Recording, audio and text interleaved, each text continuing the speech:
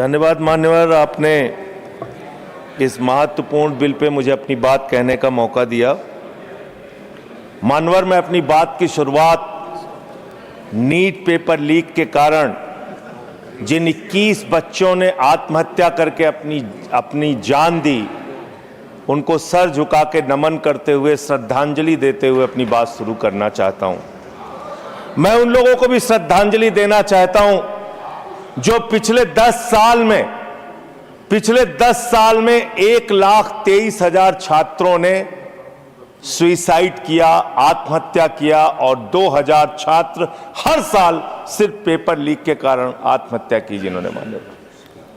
मान्यवर, मैं ये बिल पढ़ रहा था और आपने नीट के पेपर लीक के कारण जब 22 लाख बच्चे प्रभावित हुए तो आपने कहा री एग्जाम कराएंगे। पहली बार जब आपने एग्जाम कराया तो 22,80,000 बच्चे उसमें बैठे थे, लेकिन दोबारा जब आपने री एग्जाम कराया तो उसमें मात्र 20 लाख बच्चों ने हिस्सा लिया। 2,80,000 बच्चों ने हिस्सा नहीं लिया। उस गुनाह के लिए, उस पाप के लिए जिम्मेदार कौन है? दूसरी बात मान्यवर, यह बिल देख के मुझे लगता है कि सरकार खुद स्वीकार कर रही है कि देखो भाई, पेपर लीक तो होगा, पेपर लीक हम नहीं रोक पाएंगे, पेपर लीक होगा। हत्या के खिलाफ सख्त कानून बनता है, बलात्कार के खिलाफ सख्त कानून बनता है। तो कोई हत्या का अपराधी होता है, बलात्कार का अपराधी होता है जिसको सजा मिलती है। पेपर कराने की जिम्मेदारी तो सरकार की है मान्यवर, पेपर कराने की जिम्मेदारी तो सरकार की है। आपको अपने ऊपर कॉन्फिडेंस ही नहीं है कि आप ऐसा पेपर कराएंगे जिसमें पेपर लीक ना हो। यह आपको कॉन्फिडेंस नहीं, इसलिए आप ये कानून लेके आए। कानून में लिखा क्या है? इस कानून में आप लिख रहे हैं 2 महीने में इन्वेस्टिगेशन पूरी हो जाएगी, 3 महीने में ट्रायल खत्म हो जाएगा। 2 महीने में इन्वेस्टिगेशन पूरी हो जाएगी, 3 महीने में ट्रायल खत्म हो जाएगा। कितने कोर्ट है आपके पास? पूरे देश में कितने जजेस हैं आपके पास? फास्ट ट्रैक कोर्ट की असलियत मान्यवर पता है आपको? 2.5 lakh cases fast track court के अंदर पेंडिंग पड़े हुए हैं। यह आपकी हकीकत है। फास्ट ट्रैक कोर्ट की हालत यह है, एक लड़की एसिड विक्टिम, शाहीन नाम है उसका, 15 साल तक फास्ट ट्रैक कोर्ट में उसका मुकदमा चला और 15 साल के बाद सारे के सारे आरोपी बरी हो गए। क्या फास्ट ट्रैक कोर्ट की बात आप कर रहे हैं? गुमराह करने की बात आप करते हैं।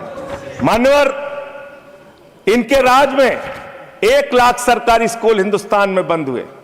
1,20,000 सरकारी स्कूल ऐसे हैं जिसमें एक टीचर है। 98,000 सरकारी स्कूल ऐसे हैं जिसमें बच्चियों के लिए टॉयलेट का इंतजाम नहीं है। 1,19,000 सरकारी स्कूल ऐसे हैं जिसमें बिजली का इंतजाम नहीं है। मान्यवर, यह सरकार शिक्षा के ऊपर मात्र 2% पैसा खर्च करती है, मिड डे मील में नमक रोटी खाने को देती है। इसलिए क्योंकि मोदी जी का नारा है अनपढ़ रहेगा इंडिया तभी तो अंधभक्त बनेगा इंडिया। अनपढ़ रहेगा इंडिया तभी तो अंधभक्त बनेगा इंडिया। मान्यवर, इस सरकार ने कोयला चुराया, गैस चुराया, बिजली चुराई, पानी चुराई, शिक्षा चुराया, स्कूल चुराया, अस्पताल चुराया, पेपर चुराया। हम लोगों ने सोचा अब क्या चुराएंगे? बोले हम चंदा भी चुराएंगे, राम का चंदा भी चुराएंगे। पेपर चोरी से लेके चंदा चोरी तक सारे चोरी के गुनाह में तुम लोग शामिल हो। मान्यवर, किसान आंदोलन करता है तो खालिस्तानी हो जाता है।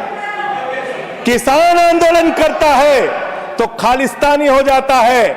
मुसलमान आंदोलन करता है तो पाकिस्तानी हो जाता है। नौजवान आंदोलन करता है तो चाइनिस्तानी हो जाता है। लेकिन मैं इस सरकार के बारे में कहना चाहता हूं, जो लोग AK-47 चलाते हैं, छात्रों के सर पे लाठियां चलाते हैं, आंसू गैस के गोले छोड़ते हैं, वो सरकार आतंकवादियों जैसा आचरण कर रही है, आतंकवादियों जैसा व्यवहार कर रही है। मैं ये कहना चाहता हूं। मान्यवर, प्लीज कंक्लूड। मान्यवर, मैं आपके माध्यम से इनको एक सुझाव देना चाहता हूं। इनकी एक सांसद ने वहां पर गई हुई नौजवान, खत्म कर रहा हूं सर, सबके ऊपर आपने 1-2 मिनट मुझे भी दे दीजिए। टाइम खत्म हो रहा है, बोलिए बोलिए सर। अभी तो 3 मिनट बाकी है सर। बोलिए सर। छात्र जो गए वहां आंदोलन करने, उनको बर्बरतापूर्वक मारा गया, लाठियों से पीटा गया सर। उनके सर फोड़ दिए गए, उनके ऊपर आंसू गैस के गोले छोड़े गए।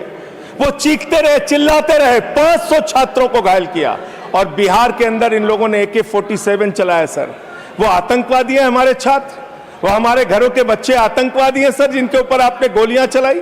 और तो और इनकी एक सांसद है मान्यवर, उन्होंने किसान आंदोलन में किसानों को गालियां दी, नौजवानों के आंदोलन में नौजवानों के लिए इतनी भद्दी टिप्पणी की मान्यवर, इस सदन के अंदर मैं कह नहीं सकता मान्यवर। हमारी बच्चियों को यह कहा गया, उनके चरित्र के ऊपर सवाल उठाया गया। मैं निवेदन करना चाहता हूं JP नड्डा जी से, समझाइए अपने उस सांसद को। अभी तो उसको एक थप्पड़ पड़ा, सिर्फ 5 उंगली के निशान पड़े थे।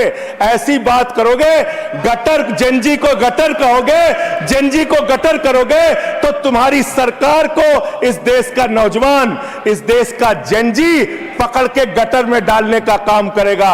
इसलिए तुम्हारी सरकार को मान्यवर, इसलिए मैं आपसे निवेदन करना चाहता हूं, नौजवानों को गटर जेनजी मत बोलो। तुम्हारी सरकार को उठा के वो गटर में डालने का काम करेंगे मान्यवर। इसमें ऐसे प्रावधान आप लेके आए हैं। माननीय संजय जी, मैं बस खत्म कर रहा हूं। अकेले स्पीकर हैं आप? हाँ, अकेले हैं। अकेले। सर, मैं ये सोच रहा था कि ये सरकार ऐसा कानून लेके आए, अकेले रहेंगे तब भी तुम्हारे खिलाफ लड़ेंगे, याद रखना। माननीय संजय जी, अकेले रहेंगे तब भी तुम्हारे खिलाफ लड़ेंगे जी। ये दादागिरी कहीं और दिखाना। बैठ जाओ, चंदा चोरी करते हो तुम लोग। माननीय तरुण जी, माननीय Sanjay ji, address the chair, chair को एड्रेस करें, एड्रेस द चेयर। माननीय संजय जी, मैं खत्म कर रहा हूं सर।